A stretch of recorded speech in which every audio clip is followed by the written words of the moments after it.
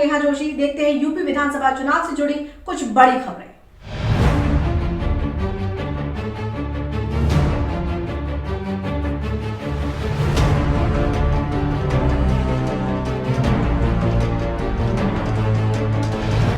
और यूपी चुनाव के बीच गोरखपुर में भाजपा प्रत्याशी के काफिले पर बुधवार देर रात हमले का मामला सामने आया।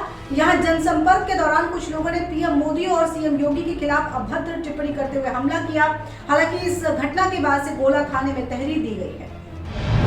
और यूपी चुनाव के बीच सीएम योगी आदित्यनाथ ने बाराबंकी में जनसभा को संबोधित किया। इस दौरान उन्होंने कहा कि पहले कांवड़ यात्रा और मूर्ति विसर्जन पर गुंडे और अपराधी रोक दिया करते थे, लेकिन अब कोई माई का लाल उसमें व्यवधान उत्पन्न नहीं कर सकता। उन्हें पता है कि यात्रा रोकने पर अगले दिन उनके पोस्टर चस्पा हो जाएंगे, जिसके बाद उनके घर पर नोटिस पहुंच जाएंगे। समाजवादी पार्टी के राष्ट्रीय अध्यक्ष अखिलेश यादव ने भाजपा पर जमकर हमला बोला। उन्होंने ट्वीट करके लिखा कि आजादी की लड़ाई में तो भाजपा का कोई योगदान नहीं था, इसलिए भाजपा के राज में नए तरह का भारत छोड़ो आंदोलन है। यहाँ घोटालेबाज पैसा लेकर भारत छोड़कर जा रहे हैं। आम आदमी का केवाईसी करवाने वाले बैंक क्या इनका केवाईसी नहीं करवाते?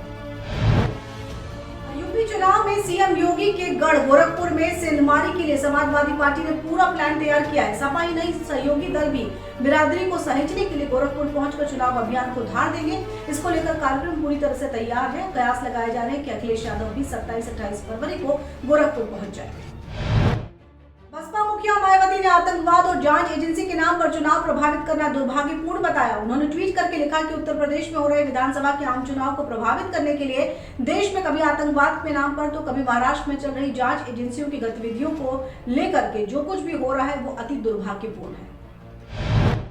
अमित शाह ने कैसरगंज में जनसभा को संबोधित किया। यहाँ उन्होंने कहा कि पहले, दूसरे, तीसरे और चौथे चरण में सपा बसपा का सुपड़ा साफ हो गया। 300 से ज्यादा सीटों के साथ भाजपा की जीत की नींव 4 चरणों ने डाली है। अब 5वें चरण को मजबूत नींव पर मजबूत इमारत खड़ा करने का काम करना है।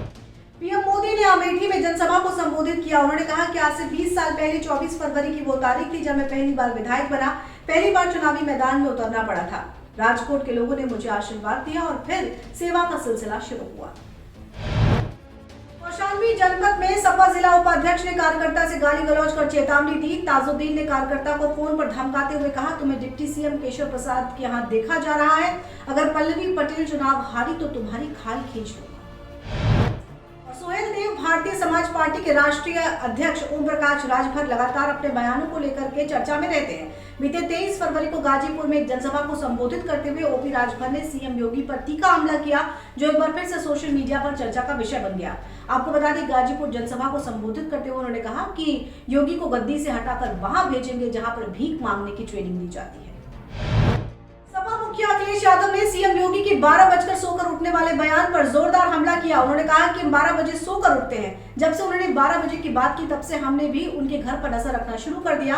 पता नहीं बाबा मुख्यमंत्री कहां से देखते हैं ये सब चीजें, और मैं देख रहा हूं कि शाम को मुख्यमंत्री आवास पर धुआं उड़ता नजर आ रहा है।